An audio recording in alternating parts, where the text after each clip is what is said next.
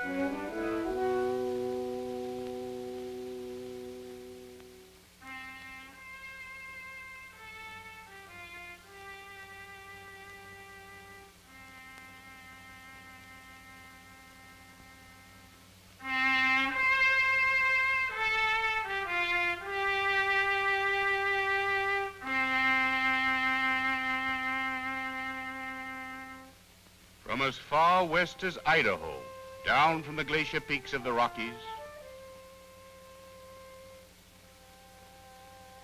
from as far east as Pennsylvania, down from the Turkey ridges of the Alleghenies,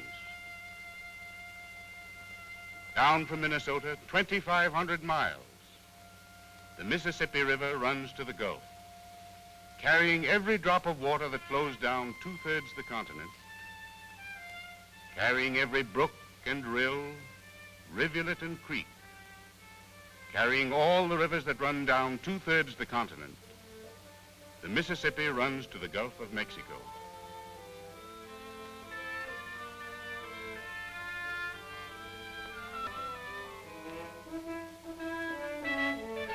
Down the Yellowstone, the Milk, the White and Cheyenne, the Cannonball, the Musselshell, the James and the Sioux, down the Judith, the Grand, the Osage and the Platte, the Skunk, the Salt, the Black in Minnesota, down the Rock, the Illinois and the Kankakee, the Allegheny, the Monongahela, Kanawha and Muskingum, down the Miami, the Wabash, the Licking and the Green, the Cumberland, the Kentucky and the Tennessee, down the Ouachita, the Wichita, the Red and Yazoo.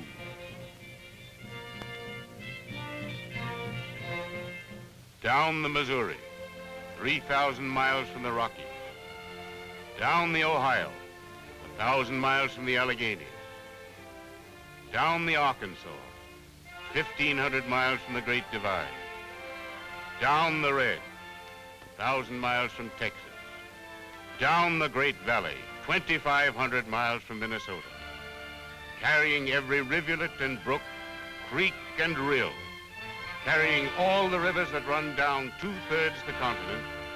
The Mississippi runs to the Gulf.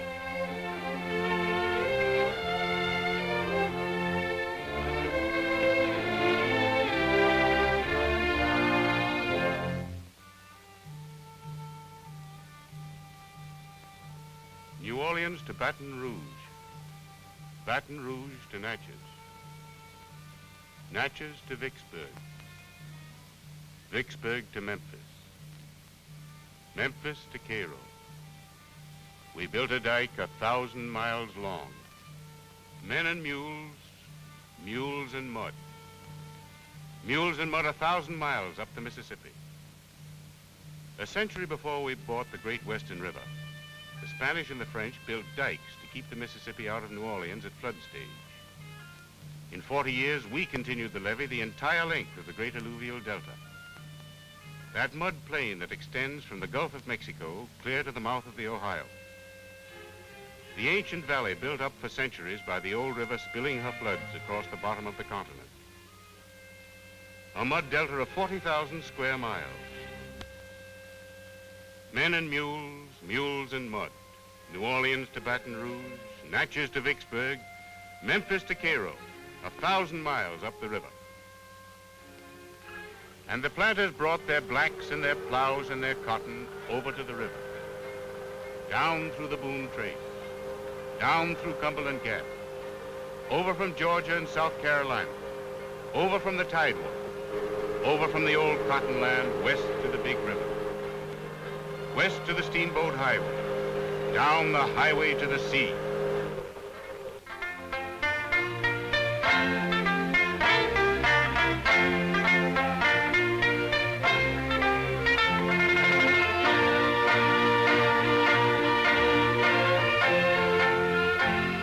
Corn and oats down the Missouri, tobacco and whiskey down the Ohio, down from Pittsburgh, down from St. Louis, hemp and potatoes, pork and flour. We sent our commerce to the sea.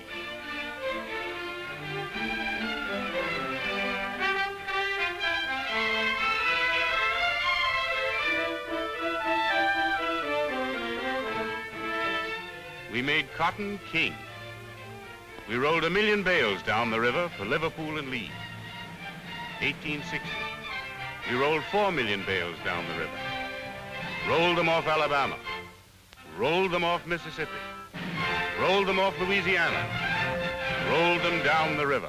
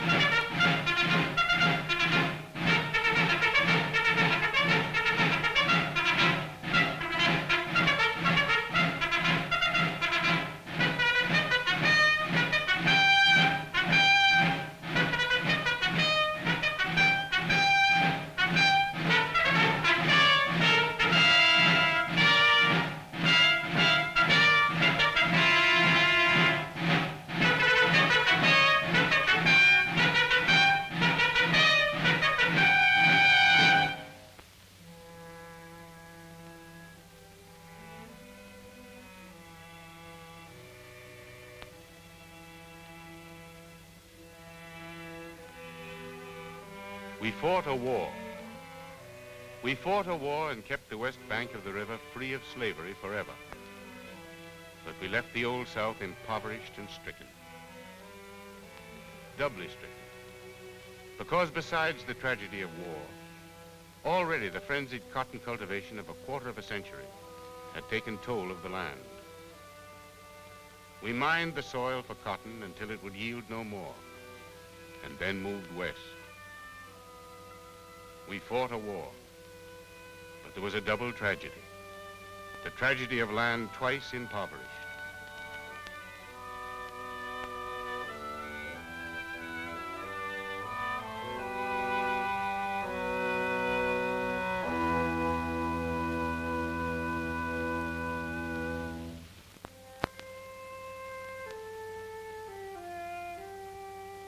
Black spruce and Norway pine, Douglas fir and red cedar, scarlet oak and shagbark hickory, hemlock and aspen.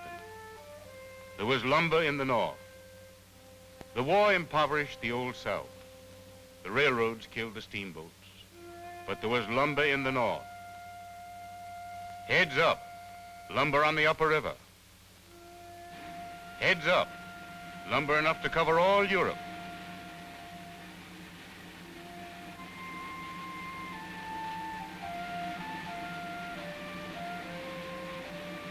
Down from Minnesota and Wisconsin, down to St. Paul, down to St. Louis and St. Joe, lumber for the new continent of the West, lumber for the new mill.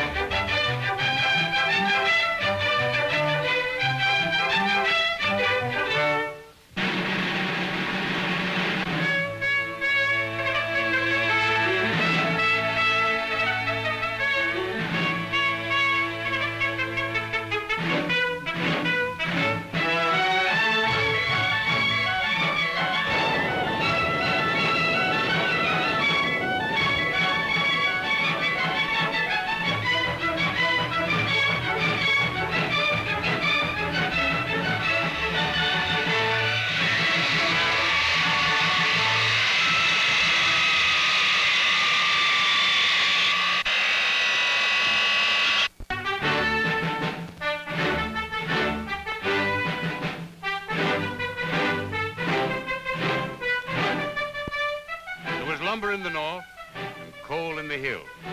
Iron and coal down the Monongahela. Iron and coal down the Ohio.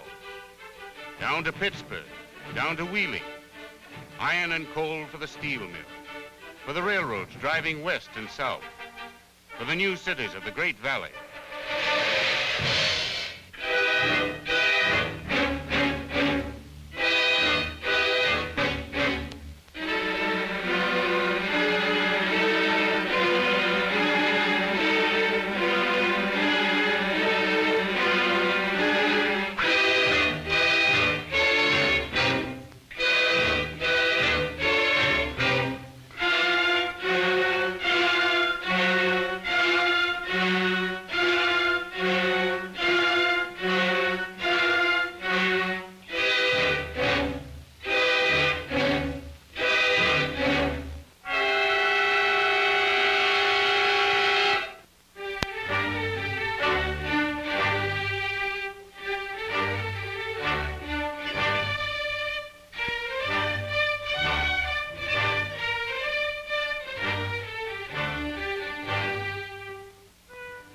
We built new machinery and cleared new land in the West.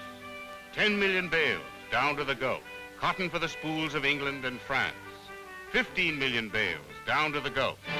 Cotton for the spools of Italy and Germany.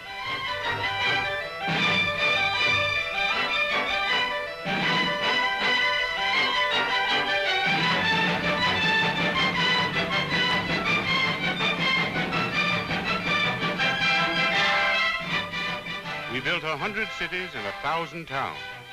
St. Paul and Minneapolis, Davenport and Keokuk, Moline and Quincy, Cincinnati and St. Louis, Omaha and Kansas City. Across to the Rockies and down from Minnesota, 2,500 miles to New Orleans. We built a new continent.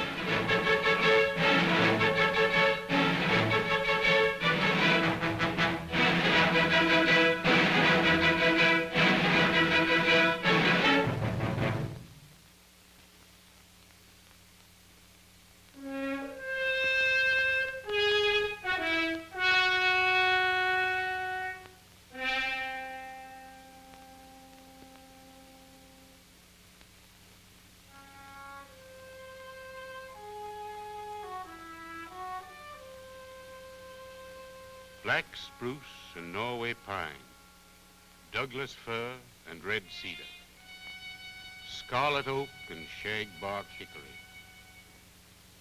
We built 100 cities and 1,000 towns, but at what a cost?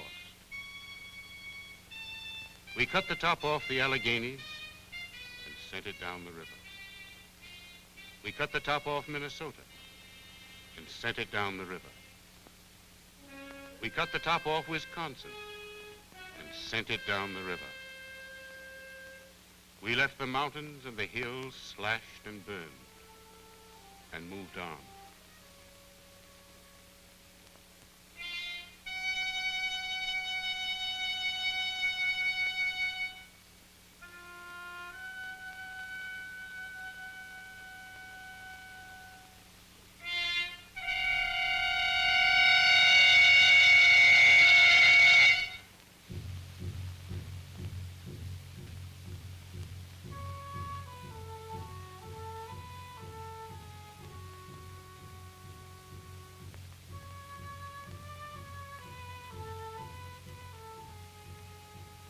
For the water comes downhill, spring and fall, down from the cut-over mountains, down from the plowed-off slopes. From as far west as Idaho and as far east as Pennsylvania, down every brook and rill, rivulet and creek. Carrying every drop of water flows down 2/3 the continent. 1903, 1907, 1913, 1916, 1922, 1927, 1936, 1937.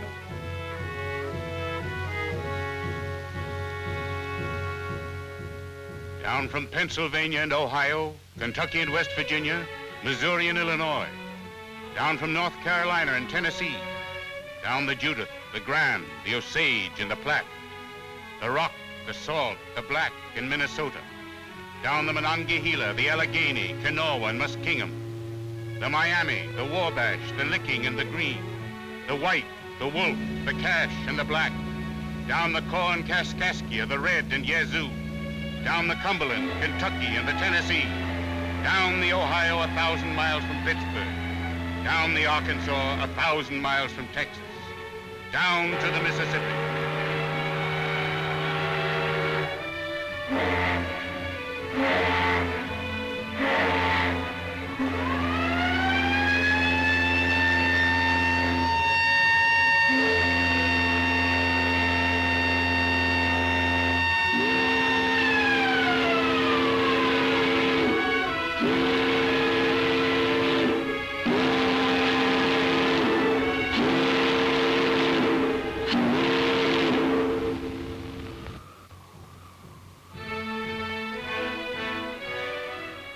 New Orleans to Baton Rouge, Baton Rouge to Natchez, Natchez to Vicksburg, Vicksburg to Memphis, Memphis to Cairo. 1,000 miles down the levee, the long vigil starts. 38 feet at Baton Rouge, river rising. Helena, river rising. Memphis, river rising. Cairo, river rising. 1,000 miles to go. 1,000 miles of levee to hold. Coast Guard patrol needed at Paducah. Coast Guard patrol needed at Paducah. 200 boats wanted at Hickman. 200 boats wanted at Hickman. Levee patrol, men to Blytheville. Levee patrol, men to Blytheville.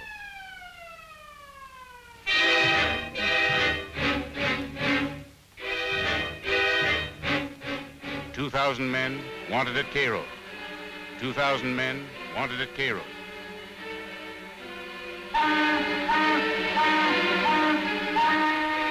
100,000 men to fight the old river. We sent every branch of the service down the river to help the sleepless engineers fight a battle on a 2,000-mile front. The Army and the Navy, the Coast Guard and the Marine Corps, the CCC and the WPA, the Red Cross and the Health Service fought night and day to hold the old river off the valley.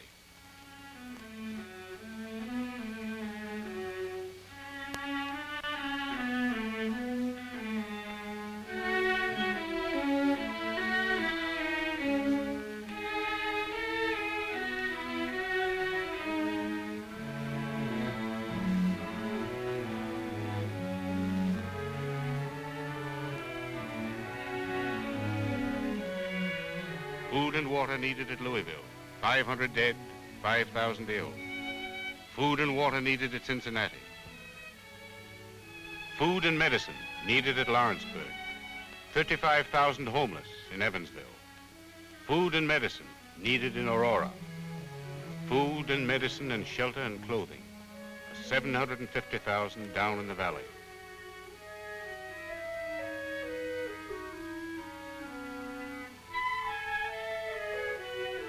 Last time we held the levees, but the Mississippi claimed her valley. She backed into Tennessee and Arkansas and Illinois and Missouri. She spread her arms over thousands of acres of land, and she left farms ruined, stock drowned, houses torn loose. 1903, 1907, 1913, 1916, 1922, 1937. We built 100 cities and 1,000 towns, but at what a cost.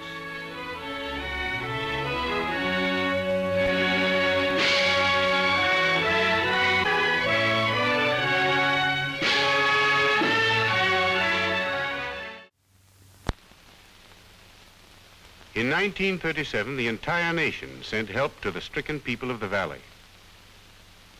Congress appropriated millions to aid the flooded cities and villages and to rehabilitate the flood victims.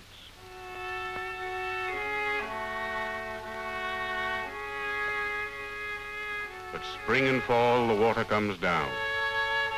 And for years, the old river has taken a toll from the valley, more serious than ever she does in flood times. Year in, year out, the water comes down. Down from 1,000 hillsides, washing the top off the valley. For 50 years, we dug for cotton and moved west when the land gave out. For 50 years, we plowed for corn and moved on when the land gave out. We planted and plowed with no regard for the future. And 400 million tons of topsoil, 400 million tons of our most valuable natural resource have been washed into the Gulf of Mexico every year.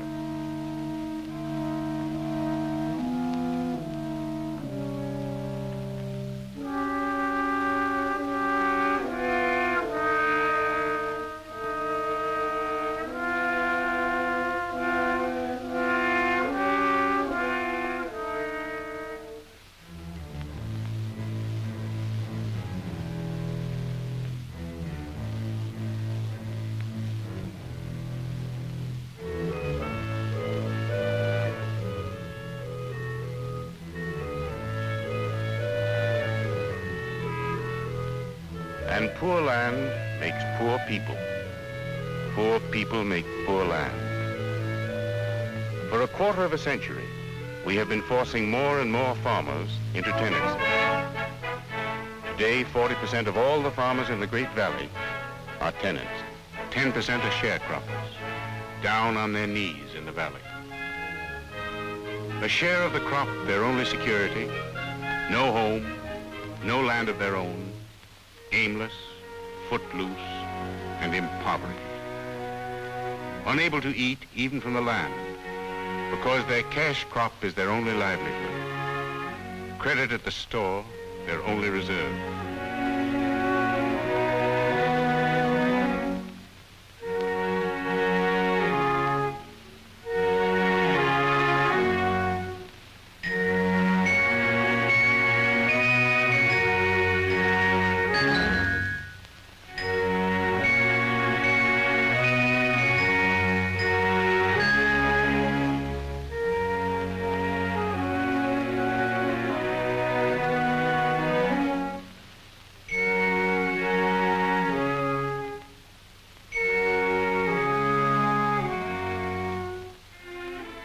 And a generation growing up with no new land in the West, no new continent to build.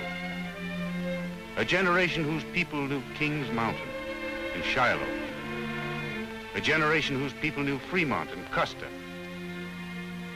But a generation facing a life of dirt and poverty, disease and drudgery. Growing up without proper food, medical care or schooling. Ill-clad, ill-housed, and ill-fed, and in the greatest river valley in the world.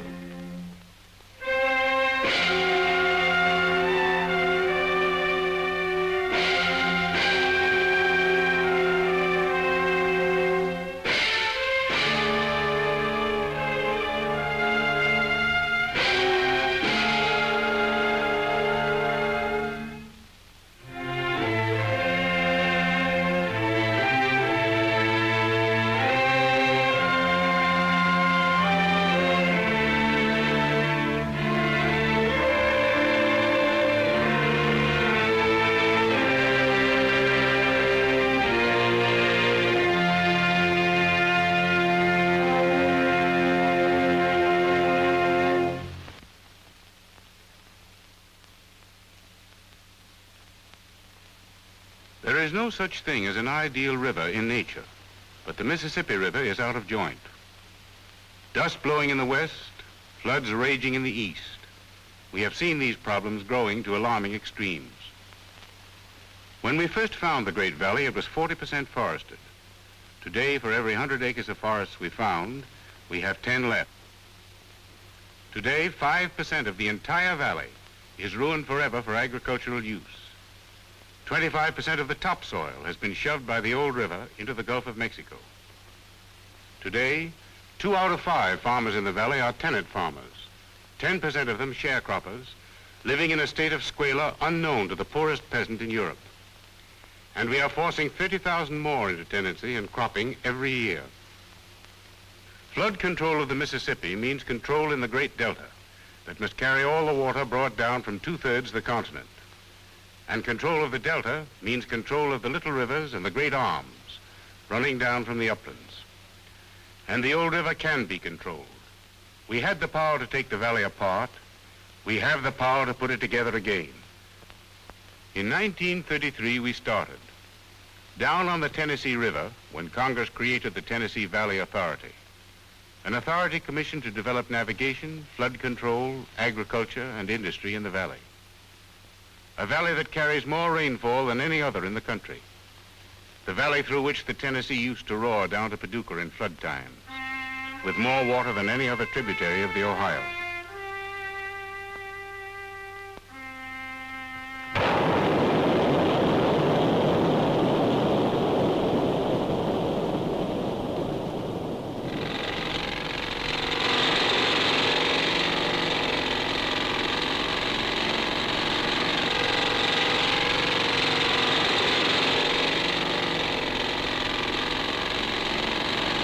First came the dams. Up on the Clinch, at the head of the river, we built Norris Dam, a great barrier to hold water in flood times and to release water down the river for navigation in low water season.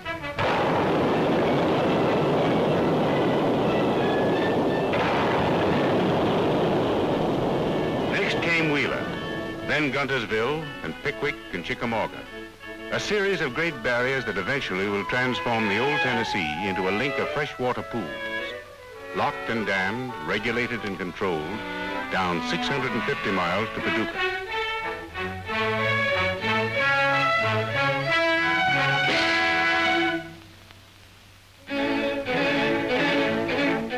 But you cannot plan for water unless you plan for land, for the cut-over mountains, the eroded hills, the gullied fields, that pour their waters unchecked down to the river. The CCC, working with the Forest Service and agricultural experts, have started to put the worn fields and hillsides back together. Black walnut and pine for the worn-out fields and the gullied hillsides. Roots for the cut-over and burned-over hillsides. Roots to hold the water in the ground. Black walnut and pine for the new forest preserves.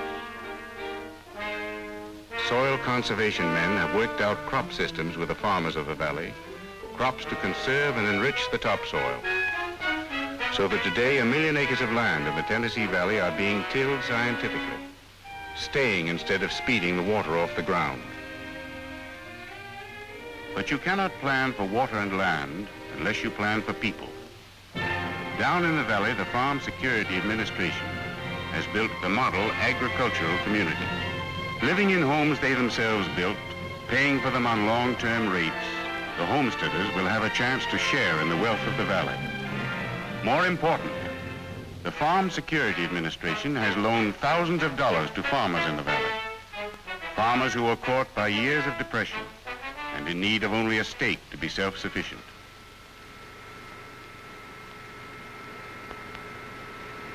And where there's water, there's power. Where there's water for flood control and water for navigation, there's water for power.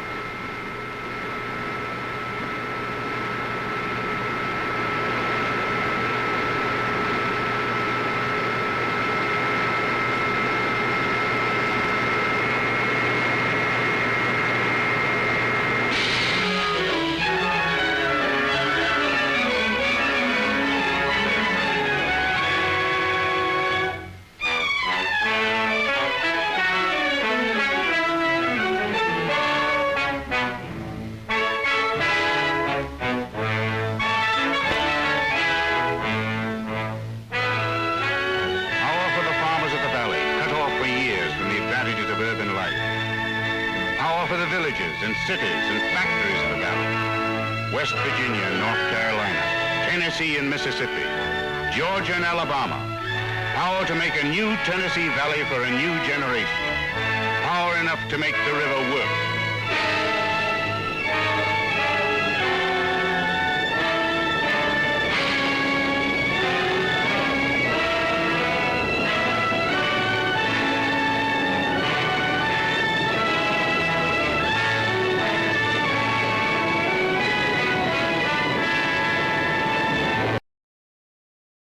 This has been a presentation of the Library of Congress.